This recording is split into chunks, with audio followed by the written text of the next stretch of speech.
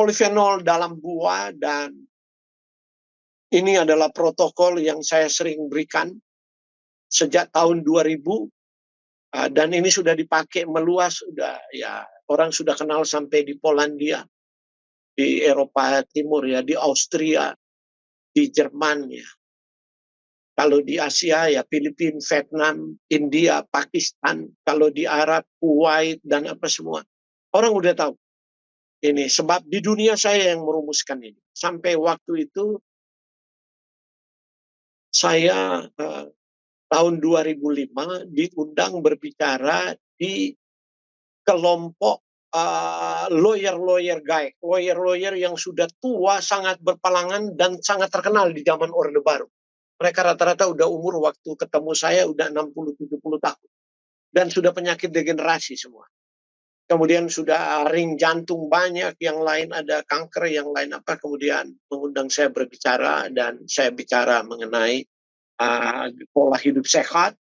Kemudian saya kasih jus. Waktu saya kasih jus, ada 3 orang lawyer, saya masih ingat, yang lebih muda, umur mereka waktu itu 40-an, seperti umur saya, katakan begini, Pak, Bapak jangan terlalu murah hati.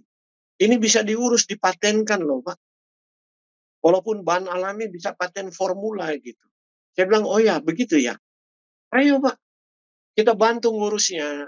Nah, waktu itu saya bilang begini, nanti Tuhan marah sama saya. Sebab ini menyembuhkan inflamasi saya dan saya mau bagikan gratis gitu kan. Ke orang-orang waktu itu. Ya. Nah baik, kita mulai dengan pepaya. Polifenol utama dalam pepaya itu asam ferulat, asam kafeat, dan rutin. Sedangkan karotenoid utama dalam buah pepaya adalah salah saya tuh. Maaf, saya salah ketik ya.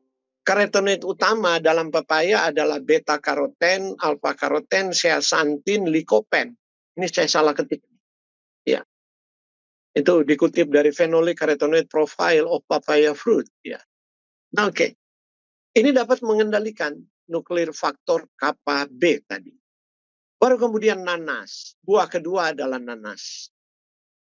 Nanas polifenol utamanya adalah chlorogenic acid, katekin, epikatekin, asam ferulat, asam galat, flavon, dan pirokatekol. Belum lagi ada enzim-enzim yang lain. Ya, kita bahas polifenol dulu. Ini publikasi dari Yi et al. Tahun 2006. Nah, saya perhatikan waktu saya belum pergi kuliah molekuler ya. Saya makan pepaya, kok enak badan saya ya. Karena saya ankylosing kan. Nyeri hebat kan.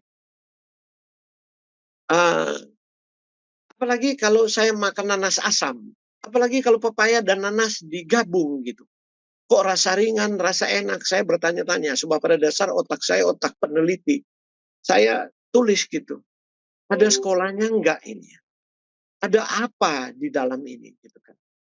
Yang kemudian bisa membuat peradangan saya ini di bawah tahun 90 itu. Ya tahun 88 lah. Tahun 88 itu saya mulai bertanya, kan mulai menulis. Saya gabung pepaya dan nanas, waduh, makin enak. Waktu itu saya hanya potong-potong dan saya makan begitu. Kok pegal linu saya berkurang gitu. Saya bisa bangun pagi, begitu kan. Kemudian saya tidak perlu dikompres panas kalau mau tidur supaya bisa tidur. Kemudian pakai bantal panas, digosok, ada minyak saya beli di toko obat Tekolong itu UI oil. Istri saya harus selalu gosok.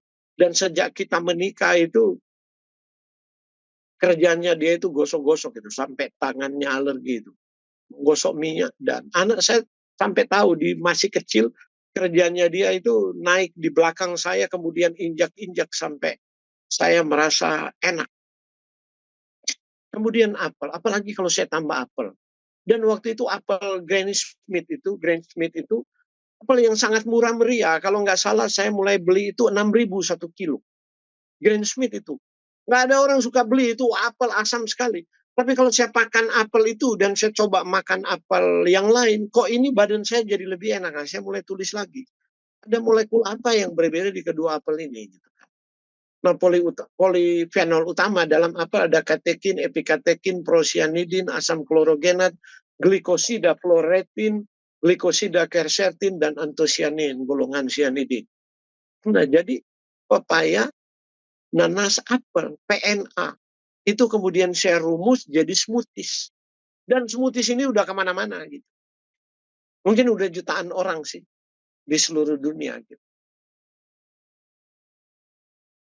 Ini bisa memblok peradangan. Karena itu ada orang yang minum smoothies ini, saya suruh waktu bangun pagi minum air hangat, sesudah itu minum smoothies ini. Ada juga saya suruh kalau orang terlalu gemuk, bangun pagi minum air hangat, kira-kira 30 menit, kemudian minum jeruk nipis atau lemon, gitu kan. 1, 2, kemudian naik-naik, kemudian menurun, itu ada rumusannya. Nah, kalau dia berat badan normal, nggak usah itu, langsung aja pepaya, nanas, apel, gitu kan. Nah, banyak kemudian waktu itu saya terkejut. Katakan, waduh, asam uratnya turun, selain peradangan enak, pencernaannya menjadi baik, dan ada banyak yang ya. Karena apa namanya, Anda lihat Ye et al. Nanti tahun 2006 publikasi apa yang ada di nanas ya. Jadi waktu itu saya tahu nanas, kemudian saya campur. Waktu itu orang belum tahu polifenolnya itu apa aja sih di dalam. Oke, ini apel. Nah, kemudian jika Anda punya peradangan cukup hebat, nah saya tambahkan satu herb yang merupakan bumbu dapur, yaitu jahe. Senyawa fenolik utama di jahe, gingerol, sagaol, dan paradol. Ini betul-betul antiinflamasi yang luar biasa, termasuk artritis ya, peradangan pada persendian. Ya, jadi yang merupakan penyebab berbagai bioaktivitas jahe itu bergantung pada ketiga senyawa fenolik ini. Dalam beberapa tahun terakhir, jahe telah ditemukan memiliki aktivitas biologis seperti antioksidan, antiinflamasi, antimikroba, dan anti kanker. Maka pepaya, nanas, apel dikasih jahe. Nah, kadang-kadang kalau pada orang kanker, saya suruh biji pepaya dimasukkan ke bab, saya mau ambil ada fitokimia yang lain di dalam biji pepaya. Tapi malam ini secara umum Anda bisa gunakan pepaya, nanas, apel, buat aja dalam perbandingan yang sama. Kalau Anda diabetes, apel perbandingannya jadi 2:1:1. Kalau dia PNA rumusnya 1:1:2. Kalau Anda orang normal ya 1:1:1 saja. Kemudian Anda blender itu, kemudian Anda kasih jahe, rasanya lebih enak dan Anda merasa pegel-pegel linu menjadi berkurang. Jadi nuklir faktor kappa B itu bisa diredam dengan bahan alami daripada Anda pakai kortikosteroid. Anda bisa redam itu dengan bahan alami dengan tadi yang saya katakan. Ya. Tentu kalau orang yang untuk mencegah gula darah meningkat dengan cepat, apel dikasih lebih banyak. Dan pakailah nanas mengkal dan dengan batang tengahnya dan sebagian dari pucuknya, nggak usah pakai kulitnya. Ya, kulit nanas ya mungkin difermentasi untuk mengambil polifenol, tapi jangan masukkan begitu kulit nanas di jus, sebab dia ada rambut-rambut halus membuat alergi. Oke, ini yang dapat saya sampaikan pada malam hari ini, bagaimana secara alami kita dapat memblok inflamasinya. Ada bonus. Ada lagi polifenol yang jadi top sekarang. Mangga. Ini Skiber et al. Tahun 2000 dan Berardini et al. Ini tahun 2005.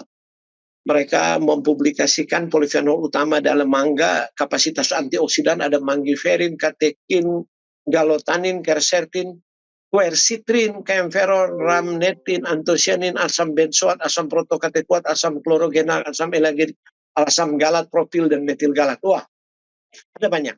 Nah, sayangnya publikasi mereka ini mangga tertentu sih. Ya, mangga Thailand, mangga tanong atau apa namanya, saya lupa. Mirip-mirip gincu. Mangga di Jawa Barat, mangga gincu. Tapi bukan gincu. Baru yang satu adalah mangga dari India, di tahun 1500 itu nama Raja Portugal di India, Alfonso atau mangga apa ya. Tapi mirip-mirip mangga gincu sebenarnya ini di Indonesia ya. Nah, ada 1000 sih varietas mangga. di dunia ya. Dan apa namanya, mangga-mangga ini yang 2 ini yang telah dikaji katanya memiliki antioksidan seperti apa yang saya paparkan pada malam hari ini, memiliki polifenol ya. Dan sementara diteliti ya, mereka punya kemampuan untuk meredam mediator-mediator inflamasi, khususnya pembahasan malam ini adalah nuklir faktor kappa beta. Jadi intinya adalah begini, semua murah apa yang ada di sekitar Anda, ada pepaya, ada nanas, ada apel. Apalagi waktu saya bangun wellness di Minahasa Utara itu tempat apa namanya, pepaya, nanas, apel, dan juga tempat mangga. Ada satu mangga telur. Tapi saya cari-cari reference mangga telur itu nggak pernah diteliti itu. Dia punya polifenol di dalamnya. Nah, kalau saya makan mangga telur itu enak sekali, saya punya badan gitu kan. Sebab dia asam manis itu seimbang gitu, berserat tinggi gitu. Nah oke, sampai orang-orang di Minahasa Utara tahu betul tuh. Kalau oleh-oleh mereka mau tanya, kirim dari Manado ke saya, paling mau mangga telur nggak? Oke, saya punya yang terakhir ya. Sebagai orang Kristen, saya mau sampaikan malam ini. Di dalam buku Kejadian 1 ayat 29, Tuhan Allah berfirman, lihatlah aku memberikan kepadamu segala tumbuh-tumbuhan yang berbiji di seluruh bumi dan segala pohon-pohon yang buahnya berbiji itu akan menjadi makanan. Setelah manusia berdosa dan manusia sakit, Tuhan menambahkan Kejadian 3 ayat 18, semak duri dan rumput duri akan dihasilkan bagimu dan tumbuh-tumbuhan di padang akan menjadi makan. Jadi sebelum berdosa manusia makan buah dan sayur, sesudah berdosa Tuhan suruh makan sayur, rumput di padang. Tuhan tidak suruh makan daging, gitu kan. Nanti makan daging tuh setelah naik air bah karena nggak ada makanan, jadi makanan sementara. Walaupun saya mendengar khotbah pendeta, setelah manusia berdosa Tuhan suruh makan daging. Itu pendeta tidak tamat kuliah itu. Dan tidak amat baca Alkitabnya. Tapi mau jadi pendeta. Itu konyol namanya. Nah oke, ada alasan teologis dan filosofis di sini. Sekarang dibuktikan oleh dunia ilmiah bahwa sejak awal memang Tuhan mengasihi kita. Tuhan tahu akibat dosa kita akan sakit, maka Tuhan telah menyediakan obat di alam yaitu polifenol yang dapat bertindak sebagai antioksidan dan antiinflamasi. Dan kita membahas malam ini buah, nanti berikut kita akan bahas di sayuran, kita akan bahas beans, kita akan bahas nuts, sesuai dengan firman ini, biji-bijian dan sebagainya. Jadi inilah yang mendorong saya, jadi latar belakang filosofi, mendorong saya kemudian mencari jalan keluar terhadap ankylosing saya, diabetes, dan kanker saya. Maka di tingkat di mana saya kehilangan pengharapan, justru saya pergi kuliah untuk mempelajari molekul-molekul ajaib yang diciptakan Tuhan di alam. Jika kita mampu mencampur, meramunya secara benar, menghargainya dan percaya kepadanya, maka kuasa kesembuhan itu menjadi mungkin.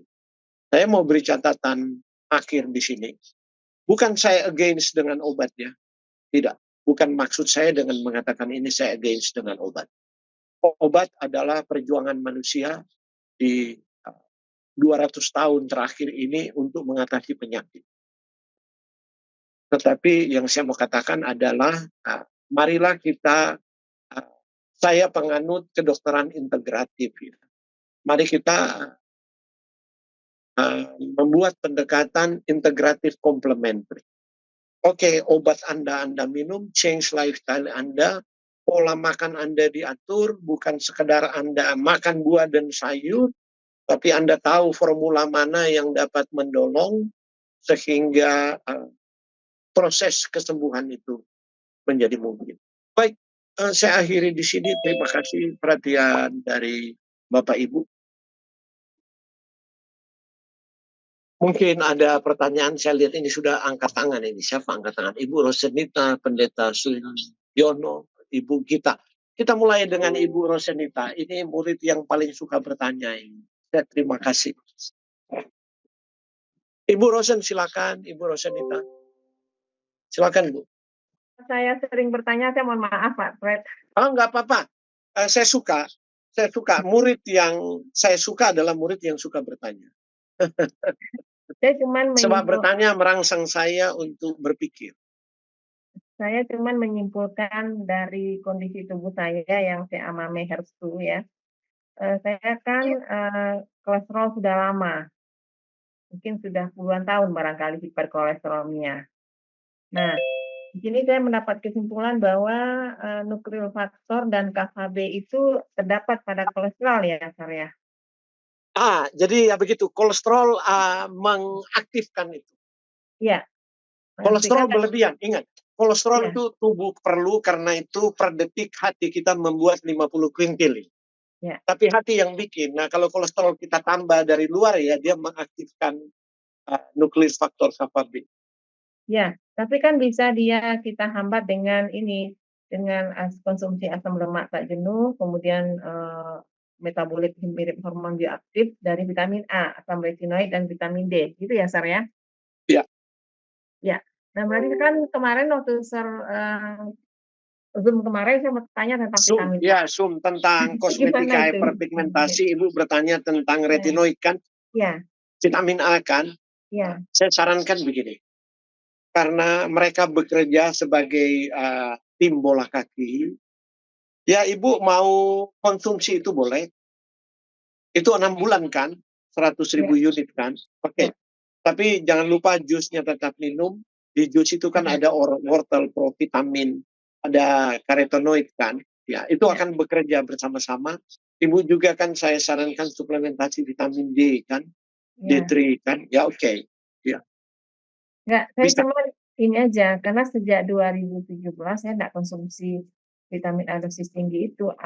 Dari jeda waktu itu, apakah dia bisa mengembang pemecahan sel itu bisa berlanjut? Ya. Jadi ada kemungkinan karena Ibu biasa mengkonsumsi vitamin A dan kemudian Ibu nggak konsumsi, tidak ada yang menekan aktivasi nuklir faktor KHB. Sementara mungkin ada lain-lain, tingkat stres dan lain-lain kan, yang sudah pernah Ibu konsultasikan dengan saya. Nah itu semua bekerja sebagai tim bola kaki lawan, kira-kira begitu, untuk mengalahkan tim bola kaki di tubuh Ibu. Seperti itu, akhirnya tubuh kalah, indeks peradangan itu meningkat, dan kemudian akhirnya kanker berkembang. Ya, saya cuma menguatkan materi yang dari Pak Fred ke kondisi tubuh saya gitu kan. Karena saya dapatnya itu ketika saya sudah, ya boleh dikatakan usia lanjut ya, mendekati usia lanjut. Karena tadi kan dia masuk kronis gitu kan. Iya betul. Ada peradangan yang lama sudah menumpukan dari gaya hidup, kemudian ditambah lagi sudah tua, kemudian tingkat stres tinggi, kemudian ya tadi kekurangan nutrisi tertentu gitu. Ya, itu aja, Sir. Dan saya juga sekarang jus itu kalau memang susah saya dapatkan, kan bisa diganti aja ya, Sir ya. Tapi misalnya kayak dia kemarin itu bayam merah saya ganti untuk pengganti kale atau apa gitu ya, Sir ya. Oke. Ya boleh, itu ini protokol khusus untuk Ibu ya. Iya. Baik. Iya. Makasih ya, Sir, pencerahannya. Sehat selalu, Sir. Kami menunggu ya, terima kasih. Ya, oke. Yang berikut Ibu Gita. Terima kasih, Sir. Selamat malam. Sir, saya kan pakai protokolnya, Sir. Nah, terus saya mau tanya, misalnya saya kesulitan dapat yang mentah. Misalnya dengan yang bubuk itu sama nggak, Sir, ininya? Jadi begini, kalau saya tidak tahu bagaimana ekstraknya itu, sebab teknologi ekstrak itu kan macam-macam. Jadi kalau saya tidak tahu teknologi ekstraknya, saya tidak bisa memverifikasi apakah dia uh, polifenol di dalamnya rusak enggak, zat-zat aktif, zat-zat bioaktif itu berapa banyak yang terkandung gitu, yang ada gitu. Jadi saya nggak bisa verifikasi kalau saya nggak tahu teknologi yang dia pakai.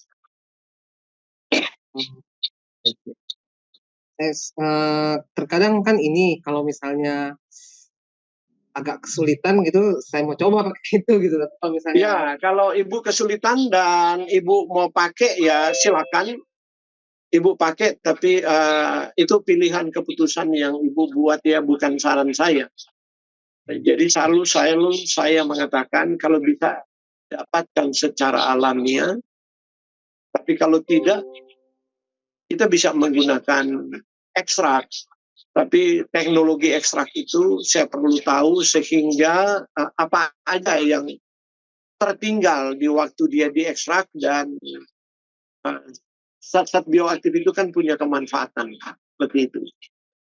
Oke, ya itu aja sih. Makasih banyak. Iya. Selamat malam. Selamat malam. Kemudian Ibu Joyce, silakan Ibu Joyce. Selamat malam, Pak Ya. Fred. Selamat malam. Saya mau tanya yang tadi Pak Fred bilang smoothie itu untuk nanasnya tuh boleh pakai nanas apa aja ya? Apa ada yang preference nanas Palembang enggak, atau jangan pakai nanas sunrise? madu ya, jangan pakai nanas madu. Kalau di Kalau Jakarta sunrise ini boleh? dibilang nanas Palembang, kalau di Jawa Timur nanas Kediri. Oh, Itu sunrise jangan nanas ya? yang ada asam, ada manisnya, tapi cari yang mengkal nanasnya. Kalau terlalu manis, fruktosanya terlalu tinggi. Gula itu, jadi tadi kolesterol ya, saya belum bahas karbohidrat. Gula itu mengaktifasi nuklir faktor K4. Jadi kita cari nanas mengkal gitu. Pepaya berarti juga yang masih Iya, mengkal ya? pepaya harus pepaya matang pohon, bukan pepaya udah belenya, udah disimpan lama begitu ya. Artinya begini, pepaya itu sudah masak, kalau kita geret kulitnya masih bergetah gitu. Itu yang terbaik. Oh. Jadi orang baru petik kemarin atau minimal 2 hari, kemudian dia jual gitu. Tapi kalau dia udah lama di pengiriman, dibungkus, Anda geret kulitnya udah nggak bergetah. Nah, dia udah terjadi proses penyimpanan yang lama, dan itu mempengaruhi konstituen zat bioaktif yang ada di dalamnya. Tapi jarang bisa dapat pepaya yang seperti itu, Sir.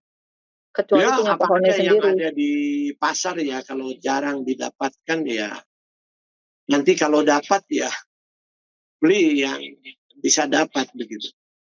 Oke. Selain itu berries juga banyak mengandung polifenol ya? Iya, buah beri banyak. Nah, saya belum bahas satu-satu kan. Saya bahas malam ini, karena nanti waktu jadi panjang, nggak bisa selesai gitu. Saya bisa bicara 4 jam gitu, tapi yang dengar bisa tahan nggak? Karena itu kita bahas satu-satu. Kita bahas dulu pepaya, nanas, apel yang murah meriah yang bisa dapatkan di pasar-pasar tradisional. Begitu. Oke, ya. Makasih ya, Sir. Terima kasih. Yang berikut Ibu Ling. Ibu Ling. Halo Ibu Ling. Ya, malam Prof. Prof Ya, mau selamat tanya, malam Ibu Ling. itu pepayanya itu pepaya yang California atau pepaya lokal ya Prof? Pokoknya dia pepayanya sudah mengkal ya, sudah bisa kita makan gitu. Iya. Terus itu kalau nanasnya yang nanas honi, bukan yang manis, bukan ya, yang nanas honi yang Ya, bukan nanas madu, pokoknya bukan nanas madu. Kalau nanas di Jawa Barat nanas Subang, kalau di Jakarta nanas Palembang, kalau di Jawa Timur nanas Kediri. Saya sudah rasa semua nanas itu. Iya. Pepaya itu bijinya kalau di jus sekalian gitu nggak apa-apa ya? Ini Ibu Fang Ling O ya? Iya, betul. Pak Cai ya? Iya, Pak Cai. Oh, boleh. Mau kasih biji pepaya boleh, tapi Boleh ya. Ibu hitung dulu 10 butir ya, karena Pak Cai ada masalah pencernaan ya. Iya, betul. Nanti kalau masalah pencernaannya muncul lagi, bijinya dikurangi jadi 5. Oh, bijinya jadi 5 gitu. Nah, 5 biji aja gitu. Oke, iya. Pagi-pagi sempat Jadi ya papayanya kalau kita bikin smoothies mungkin papayanya 200 gram, apelnya 2 biji sedang, nanas mungkin setengah nanas. Nah, papayanya dikasih 5 dulu biji papaya. Nanti kalau nggak apa-apa lambungnya naikin jadi 10 gitu. Jangan banyak-banyak tergesa-gesa. Ya. Phenyl isothiocyanat yang ada di dalam biji papaya itu keras itu. Sifatnya ada orang lambungnya nggak tahan. Tapi itu anti kanker yang luar biasa itu. Oh iya. Itu perlu ditambah itu apa MCT sama MCT-nya. Iya. Oh, boleh ditambah MCT oilnya sama apa? Saya nggak terlalu jelas itu. Boleh lebih dekat ke kita.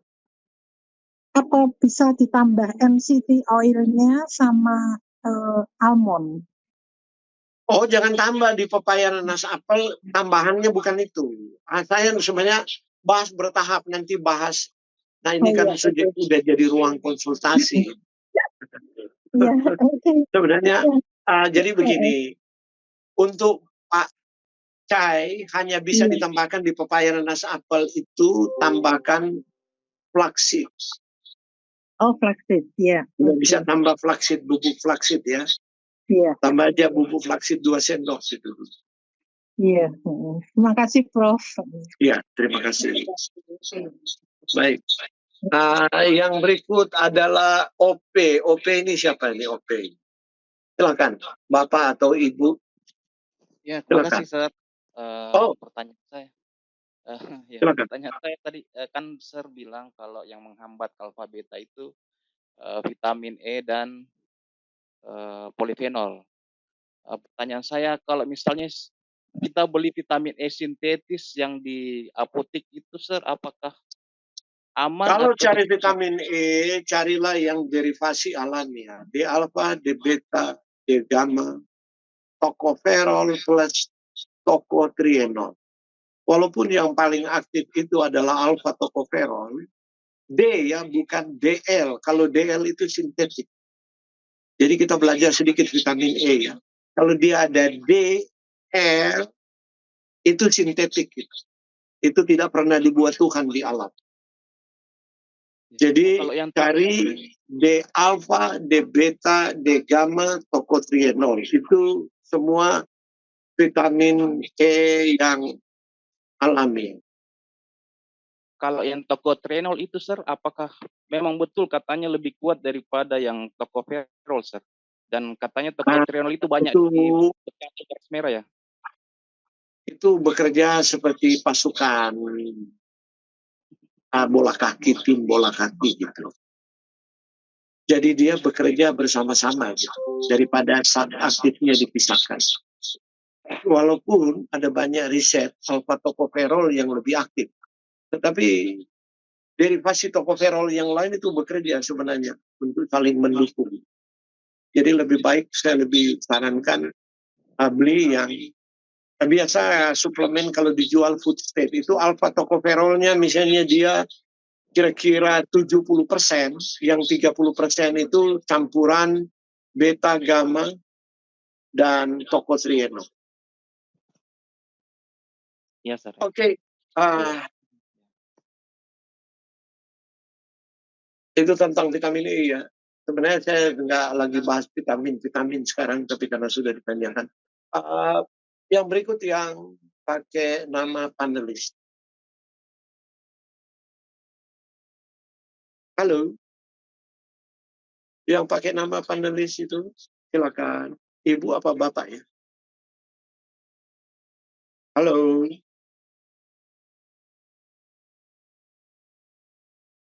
Halo. Ibu apa Bapak ya? Oh, nggak ada ya, sudah ini ya. Baik. Kalau tidak ada lagi, ya saya mau closing statement. Closing statement saya sudah tadi kan closing statement. Bahwa Tuhan telah menciptakan. Ada satu lagi itu Pak Frederick. Iya, tapi yang angkat tangan itu. Orang angkat tangan itu sudah tadi Ibu Rosenita. Oppo CPH 2599. Siapa itu? Silakan. Saya. Selamat Iya. terima kasih. Ingriani. Saya nggak ada namanya itu. Ya, silakan. Sir, saya ingin menanyakan mungkin ini di luar untuk masalah ini saja mengenai charcoal. Apakah kita wajib untuk mengkonsumsi charcoal itu setiap hari atau beberapa hari, rutin maksudnya? Itu yang pertanyaan pertama, Sir. Yang pertanyaan kedua, ini beberapa hari ini di tubuh saya itu bisa mudah sekali luka, Sir. Kemudian dan sensitif sekali kalau misalkan digigit nyamuk pun digaruk itu terus langsung luka, kemudian bisa langsung bernanah dan banyak sekali. Nah, ya Ibu Ingrid nanti itu karena ini terlalu teknis, boleh nggak japri saya untuk saya buatkan protokol. Yang saya mau jawab malam ini charcoal dulu ya. Charcoal dulu. Nah, luka yang bernanah itu Ibu nanti dipakai minyak yang saya buat. Ini minyak untuk face, untuk body, dan juga dia bersifat antioksidan, dia menyembuhkan luka lebih cepat. Oke, saya mau bahas yang charcoal dulu. Pada dasarnya kalau kita sudah makan sehat, kita nggak perlu charcoal. Charcoal itu kan karbon. Karbon itu berada dalam misel yang sangat mikros ya, mikro, dan sehingga dia punya daya ikat, daya gabung beberapa kali lebih berat dari molekulnya terhadap toksin yang ada di lingkungan pencernaan. Nah, cuma kenapa orang meminum charcoal itu merasakan manfaatnya? Karena orang modern tuh makannya macam-macam. Jadi charcoal itu menangkap, termasuk zat gizi di saluran pencernaan. Kalau kita minum berdekatan dengan waktu makan, dia tangkap semua. Dia tidak selektif, itu fungsi dari molekul karbon. Ya. Dia tidak selektif, dia menangkap semua. Nah, charcoal ini kan pengobatan sudah ribuan tahun ya. Pengobatan awal untuk keracunan, untuk asam lambung, dan sebagainya. Dan akhir-akhir ini menjadi populer dalam 20-30 tahun terakhir, karena orang modern lambung mereka sangat kotor, jadi mereka merasakan manfaat dengan mengonsumsi charcoal. Tapi bagi orang-orang yang pola hidup sehat, makan sehat, itu tidak baik mengkonsumsi charcoal. Malah dia akan menangkap apa yang dia mau tangkap yang ada di lambung. Jadi tidak, ya kita harus mengerti ya sifat dari charcoal itu, ya bagaimana dia bekerja. Jadi kalau orang sudah hidup sehat, ya nggak perlu. Ya kecuali dia asam lambung meningkat, ya saya selalu menyediakan charcoal di rumah. Hanya kalau asam lambung naik ada karena salah makan atau mendadak karena salah makan, saya sakit kepala, langsung saya pelan charcoal untuk mengikat toksin yang masih ada di saluran cerna. Tapi kalau toksin itu sudah masuk ke pembuluh darah, ya charcoal nggak bisa masuk dong. Molekul charcoal terlalu besar dan tidak bisa diserap oleh villi untuk memasuki pembuluh darah. Jadi jangan salah ya. Kadang-kadang orang terlalu berlebih-lebihan mengenai charcoal ini menjadi obat dewa 1001 macam penyakit. Dari mana itu molekul karbon itu bisa masuk ke pembuluh darah? Bisa menembus rintangan pada villi. Nah, jadi sejauh toksin atau zat apapun yang masih ada di permukaan usus kita pada epitel-epitel itu, charcoal bisa menangkapnya. Jika ia berada pada konsentrasi tertentu gitu kan, bergantung jumlahnya yang kita konsumsikan, maka itu akan meredakan masalah pada pencernaan. Nah, jika toksin itu diturunkan, ya biasanya orang merasa sakit kepala berkurang, pegal di badan dan sebagainya itu berkurang. Sebab toksin itu merangsang inflamasi pada usus. menghasilkan tadi itu, selalu mengaktifkan cytokine inflamasi dan juga mengaktifkan nuklir faktor kappa B. Jadi seperti itu fungsi dari charcoal. Oke, Ya, nanti makasih. Ibu japri saya ya, atau ke Ibu Vera kalau saya misalnya lupa gitu. Ibu Vera ada kan 081329111950 ada kan? Kalau dia pasti nggak lupa, itu asisten sekretaris pribadi saya itu ya. Kalau saya tuh nggak buka-buka HP. Ya, terima kasih Baik, Pak Frederick. terima kasih. Terima kasih banyak. Masih ada itu Ibu Rosanita. Ibu Rosanita sudah bertanya. Masih mau tanya lagi Ibu Rosanita? Oh, sudah nggak ada ya. Oke. Kalau Ibu Rosanita udah nggak bertanya lagi, saya mau closing statement. Oke, closing statement saya adalah kembali ke tadi. Apa yang kita makan, gaya hidup kita, tingkat stres kita, itu mempengaruhi keseimbangan redox. Itu di tingkat molekuler ya. Dan jika keseimbangan itu terganggu, maka mediator-mediator inflamasi akan keluar semua. Dan jika itu terus-menerus setiap hari, kemungkinan berkembang menjadi penyakit kronis.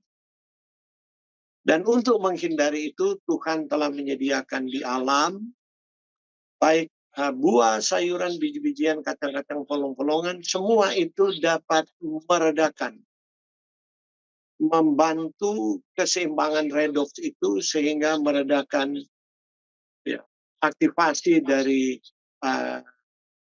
jalur inflamasi. Dengan demikian, maka inflamasi yang diciptakan Tuhan yang berperan justru untuk memperbaiki jaringan, itu yang terjadi bukan inflamasi yang berkelanjutan, inflamasi kronis yang akhirnya menyebabkan penyakit kronis. Tuhan memberkati Bapak Ibu. Terima kasih, selamat malam. Tolong buka kamera dan kita mau foto. Oke, nanti akan ada pertemuan kelas. Information ini luas sekali ya, banyak information ini, bukan hanya satu topik. Ini topik yang sangat rumit dan sangat luas ya.